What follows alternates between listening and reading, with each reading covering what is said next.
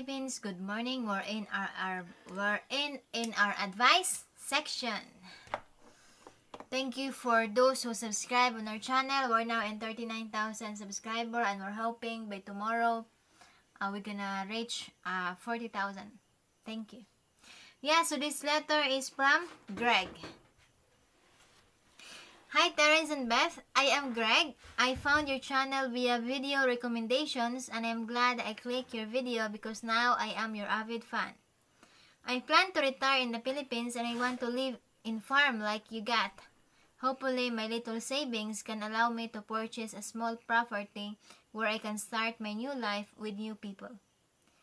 I've never been married and no plan to get married. I just want to enjoy life on what Beth says remaining days. Laughing out loud. My plan is to raise pigs, chickens, cows, and carabao to help and provide livelihood in the locality. My question is foreigner not allowed to own land in the Philippines? If that's the case, what should I do? Please advise me, Greg. Advice, darling. Well, as you said, you're not allowed to own land in the Philippines, so what can we tell you? We can only tell you what other people have done. What other people have done is they've found someone that they can trust. We're not advocating this, we're just simply telling you what other people have done. They've found someone that they can trust, a Filipina or Filipino, and they've bought a piece of land through that Filipino, and then they've leased the land from the one that they've trusted, from the owner, what is legally the owner. Yeah. And what I've seen other people do is they take a lease out on the land for 50 years, and if you've come over here and you're at retirement age, that should probably be enough, unless you're a very, very lucky person.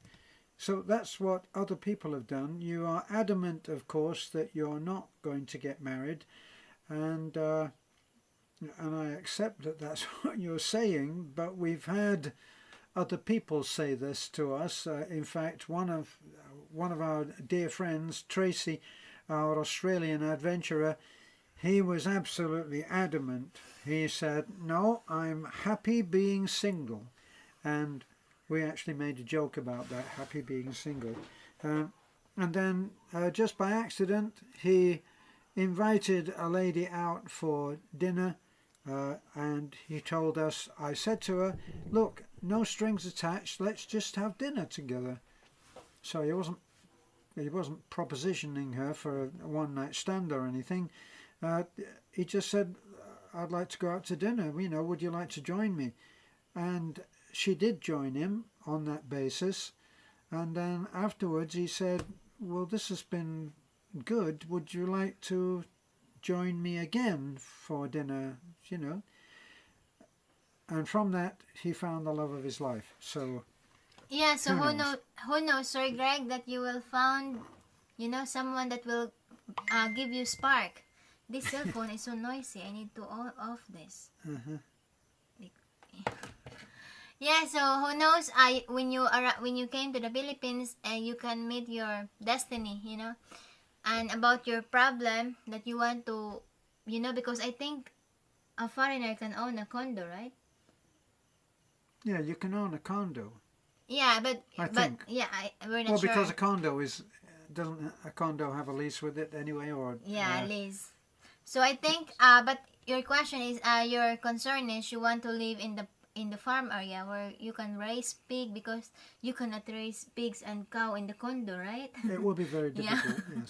Yes. So if you apart from anything, the pigs really stink. So I think if you have a family, friends that you treat as family and you can trust them, I think that's another options. What do you call that, Han? Circumcise the law. What is that? Is that the correct one? Where supposedly the land should be owned by Filipino, but then seems that foreigner connected it, right? Yes, It's you that can you can I learned that from circumcise. Mbitsi. You can circumcise the law. No, there's a word on that from Mbitsi when we do about Mitch land, right? Circumvent. Yeah, circumvent. Circumvent the law. You know? And that wasn't very popular. A lot of people were outraged that that would happen. And actually, apparently, there are penalties if you do that. So, it's not you've advisable. got some choices to make there, and no doubt you will make them.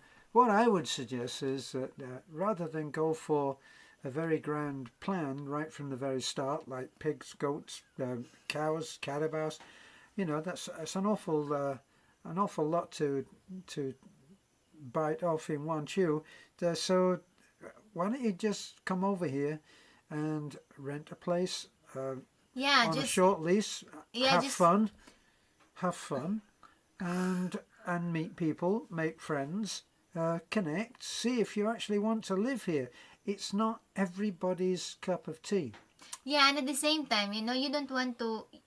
When you visit to the Philippines, and if it's your first time, don't buy right away property and then have because the another thing is you are not allowed to own land or property here in the Philippines because you're a foreigner, and it's very difficult if you buy a land and then you just the persons that what's the name that hold the property, right? Yeah. Is later on will turn back against you. So you don't want to be a crying American or a crying foreigner, sucking no soaking what do you call that? Soaking because you will been betrayed, so that's another thing. So first, the best advice that we can give you, don't buy a property yet, try to come here for visit, explore, and maybe who knows, you could find a Filipino that you love to be with, and if you want to buy a property when you got a girlfriend and you don't want to get married yet and you want to buy property, okay, and you think that, I have a girlfriend now, I want to buy a property, just make sure that you're in the right track, right? Because there's also other horror story about that. So as Terence said, you can put a lease on it. Supposedly it's not advisable because it's circumcising the law. Circumventing the law, but just for your own protection, because that's what a lot of expat did.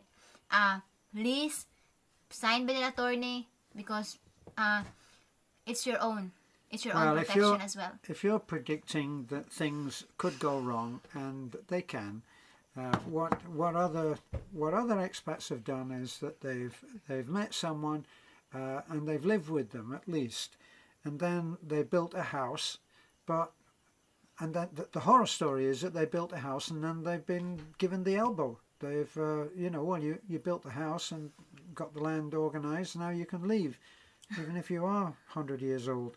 We're not taking care of you.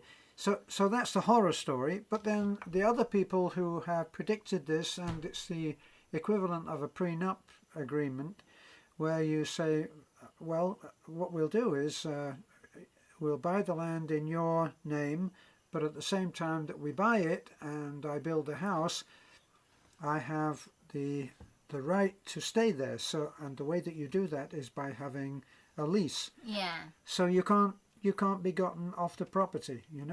She can claim the property, but you will live your life out in that very uncomfortable situation.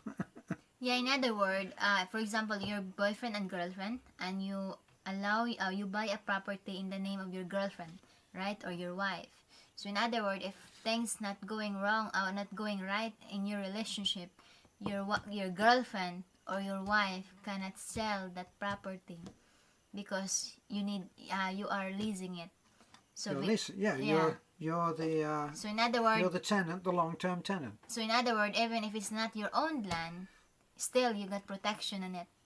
So again, better not to buy land, not to buy property right away when you came to the Philippines, because first the first thing you need to experience is where should what do you call that? The first thing that you need to know is where should I love to live with?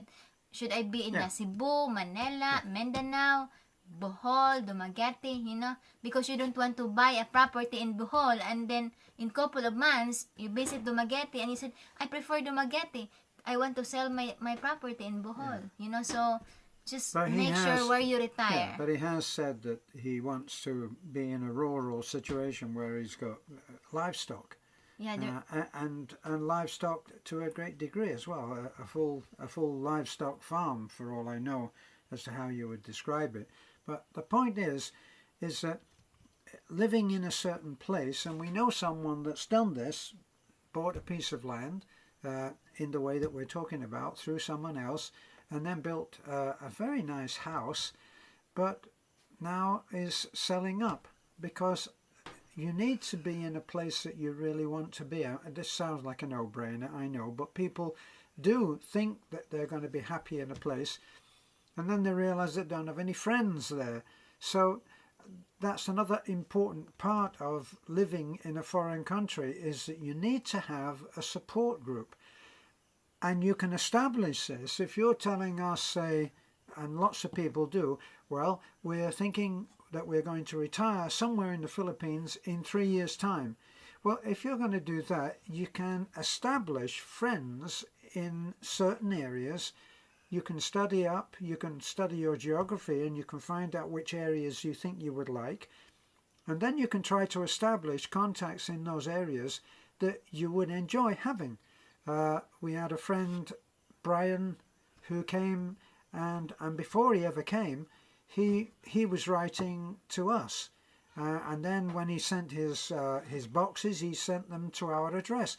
He already had a support group, so a support group of one. But then when he came, we introduced him to other people, and he's going to settle here permanently now. And so I would suggest that you do that. I think that a support group of people who are like-minded is important. Yeah, in other words, make sure that you're surrounded with the people that will bring you up and not bring you down. Yes. Because it's important, the support group, it's important that the people support you. Yeah, the people that surrounded you will support you and not wrestling you like a pig. Okay? So please like, comment, and subscribe. Have a good day, because it's difficult to wrestling in a mad pig. Have a good day and God bless.